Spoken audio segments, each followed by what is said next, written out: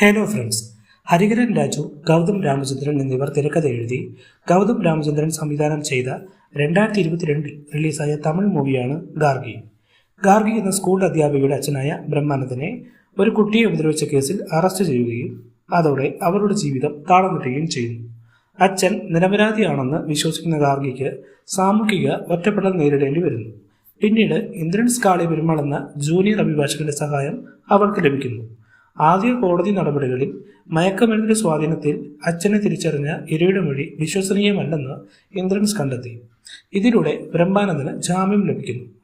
അന്വേഷണം തുടരവേ ബ്രഹ്മാനന്ദന്റെ ഒരു സഹപ്രവർത്തകൻ നൽകിയ വിവരങ്ങൾ ഗാർഗിക്ക് അച്ഛന്റെ നിരപരാധിത്വത്തിൽ സംശയം ജനിപ്പിക്കുന്നു.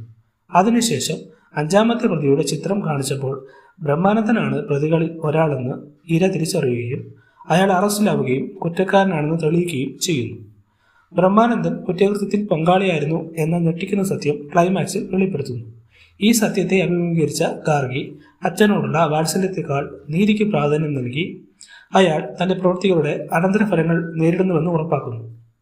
സിനിമ അവസാനിക്കുന്നത് ഗാർഗിയും കുടുംബവും മുന്നോട്ടു പോവുകയും ഇരയുമായും അവളുടെ പിതാവുമായും അനുരഞ്ജനത്തിലാവുകയും ചെയ്യുന്നു.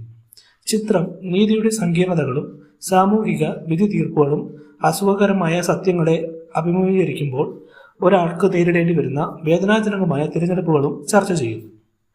ഇതുപോലുള്ള മൂവീസ് ആൻഡ് ഓൺലൈൻ സ്റ്റോറീസ് അറിയാൻ നമ്മുടെ ചാനൽ തീർച്ചയായും സബ്സ്ക്രൈബ് ചെയ്യൂ, ലൈക്ക് ചെയ്യൂ, ഷെയർ ചെയ്യൂ. Thank you friends.